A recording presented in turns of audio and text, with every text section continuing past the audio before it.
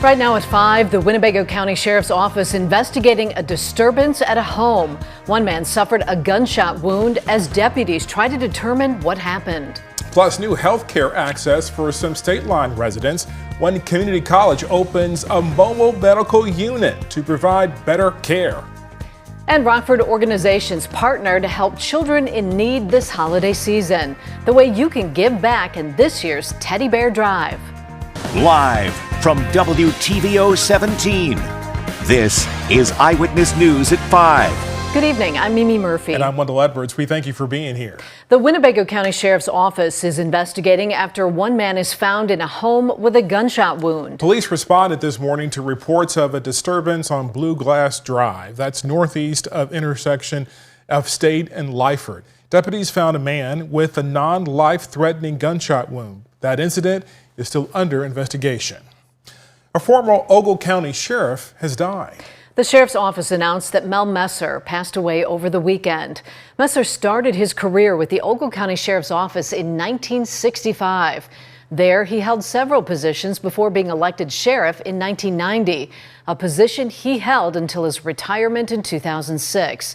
Visitation services are scheduled for tomorrow from 4 to 7 at Unger Horner Funeral Home, that is in Rochelle. Messer was 86 years old. Rockford has once again received a perfect score from the Municipal Equality Index. That index, which is from the Human Rights Campaign, grades cities based on their inclusivity of LGBTQ people in the area. This is the third year in a row Rockford has received a perfect score. The city highlighted many new policies to ensure Rockford is inclusive to all. That includes new non-discrimination ordinances for city contractors, expanding transgender health care benefits, and establishing a community relations commission. Mayor Tom McNamara says he is proud of the work the city has done. City scores on the index have improved 41 points up to their current 100-point score since they started participating in 2018. Rockford gas prices have risen slightly, about 2 cents from last week. That's according to the latest report from Gas Buddy. The average price at the pump is $3.04 a gallon. That's 18 cents lower than a month ago and 26 cents lower than a year ago. The national average price has gone down just over a cent since last week, sitting at $3.01 a gallon. You can find a map of most stations in our area and their prices on our website, mystateline.com. Rockford drivers have a new road closure to watch out for. Broadway is closed between 11th and 13th Streets. City workers are working on water service lines in that area. If water is shut off for any residents, the city will notify them by leaving information on the front door. Work's expected to last anywhere from 1 to 3 days. Detours are in place for any drivers needing to get through. Some Freeport residents could have greater access to health care thanks to a new program with Highland Community College. Highland unveiled its new mobile medical unit this morning. Both students and educators will use it to provide health care services on the go, nearly identical to what a patient would see in a clinic. It also allows students to have more opportunities by collaborating with local hospitals and the Freeport Salvation Army. The mobile unit also makes access easier for patients.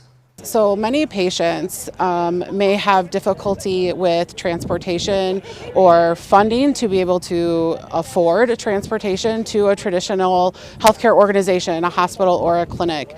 So we can run events that take the healthcare to them rather than those patients having to try and find a way to get to the clinic. The mobile unit will provide blood pressure checks and cholesterol checks, along with blood glucose monitoring and EKGs. This year, our Teddy Bear Drive begins today. We've teamed up with the Hard Rock Casino, Rockford, and Winnebago County Sheriff's Department to collect teddy bears for children in need in Rockford. We have the opportunity to bring teddy bears into the Hard Rock Casino Rockford and brighten the lives of children that are either in shelters or in hospitals that need a little bit of extra care, a little bit extra love, and that's the opportunity that we all have as a community to come together and support children for such a wonderful cause. And drop off new, no electronic toys. You don't have to wrap them. If you want to wrap them, that's fine. Teddy bears can be dropped off at the donation box just inside the entrance of the casino. Donations will be accepted until December 21st. Deputies will give out the teddy bears to children who cannot be at home on Christmas morning. Stroll on State is this weekend, and the day of celebrations will kick off with a toy drive. Go Rockford and the Illinois Lottery are partnering up for the drive, which will benefit the Boys and Girls Club of Rockford. The Illinois Lottery is a sponsor of the annual Dasher Dash 5K. From 10 until noon this Saturday, new unwrapped toys can be dropped off at Beatty Park, benefiting children in Rockford who may not otherwise get a gift this Christmas. After the break, the DOJ announces it's dropping criminal charges against President-elect Trump. Special Counsel Jack Smith citing a policy not to prosecute sitting presidents. And coming up tonight at 6, a new proposed plan for Illinois schools, the multi-state initiative asking for $350 million in funding. Temperatures falling back this evening after reaching a high of 48. Those numbers now in the 30s will soon drop into the 20s overnight. How cold it will feel when you wake up tomorrow morning. Coming up in the first warn forecast a little later. You're watching Eyewitness News, your home team, with Mimi Murphy, Wendell Edwards, Scott Leber, and Chief Meteorologist Candace King. The Department of Justice asks a judge to drop a criminal case involving President-elect Trump. That case attempted to connect President-elect Trump to the January 6th riot on the Capitol Hill. Raquel Martin has the latest from Washington. This afternoon, Special Counsel Jack Smith, the attorney leading the case here in Washington, filed a motion to drop all charges. On Truth Social, Trump writing that this case was unlawful and should have never been brought. Just weeks after winning the 2024 election, President-elect Donald Trump seizes another victory. The Department of Justice is dropping 2 federal cases against the future president. In a motion filed Monday, Special Counsel Jack Smith cites longstanding department policy that bars sitting presidents from criminal prosecution. He writes, as a result, this prosecution must be dismissed before the defendant is inaugurated. Smith's motion is the final nail in the coffin for Trump's January 6 case. Trump was indicted in August 2023 on 4 felony counts for his alleged role in trying to interfere with the 2020 election. The DOJ is also abandoning felony charges alleging Trump unlawfully took and then refused to return classified documents after he left the White House. Team Trump is elated. In a statement, Trump's spokesperson says the DOJ's decision ends the unconstitutional federal cases against President Trump. In a tweet, Vice President-elect J.D. Vance said the prosecutions were political. Quote, if Donald J. Trump had lost an election, he may very well have spent the rest of his life in prison. The Department of Justice says that their actions do not vindicate the former president. In his motion, Special Counsel Smith says the government stands fully behind the proof and merits of the case. For now in Washington, Raquel Martin, back to you. Here in the state line, it was a cloudy, gloomy start to the work week. But as we look forward to the week, Channel meteorologist Candace King will let us know what we can expect, especially when sunshine returns.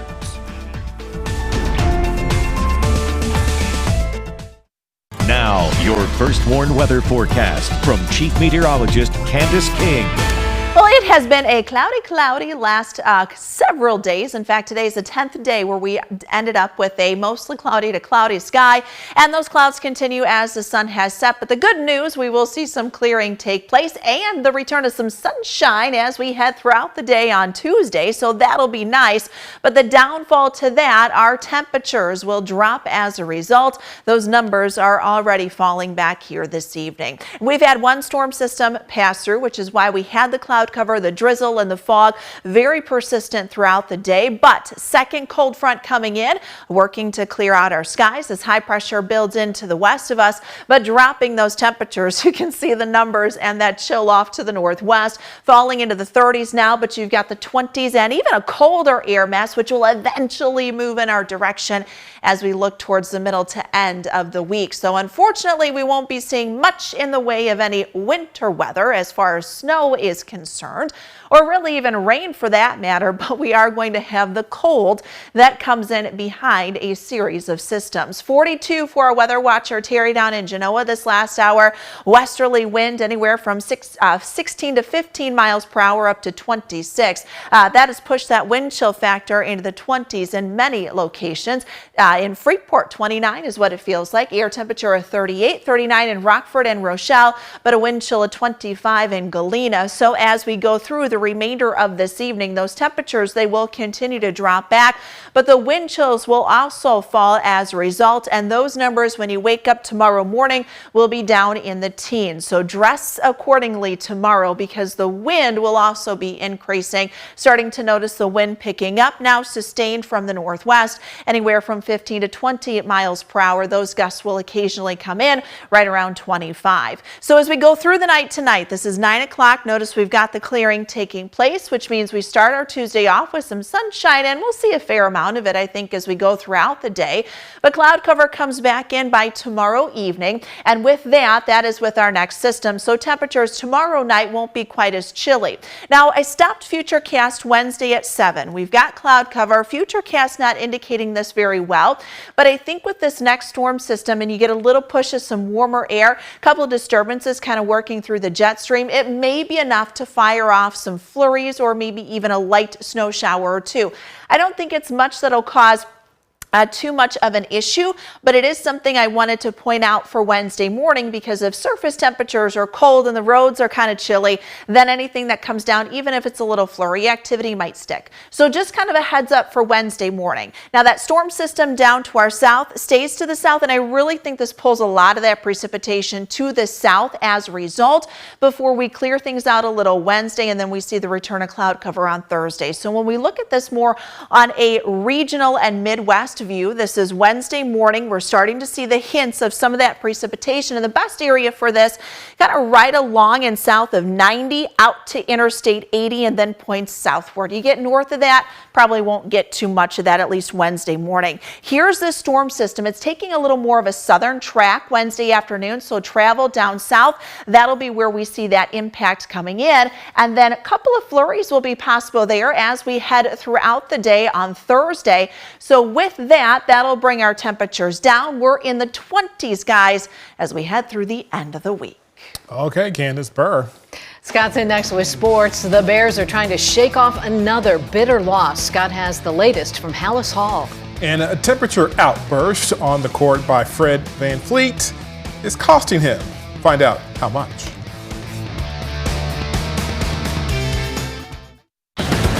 Now sports with sports director Scott Lever. The Bears are coming off another gut-wrenching loss, and they don't have long to recover, not with Thanksgiving Day coming up and a game Thursday against the Lions.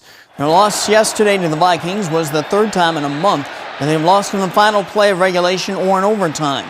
Their losing streak now stands at 5.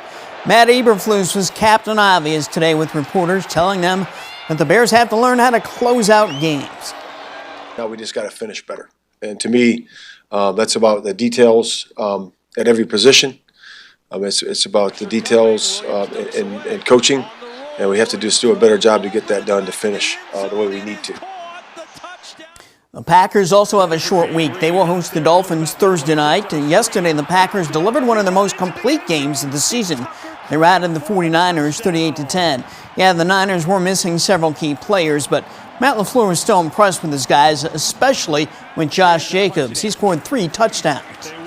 That's one guy that I don't worry about is Josh Jacobs. Guy is an animal. He is a dog and a dog competitor.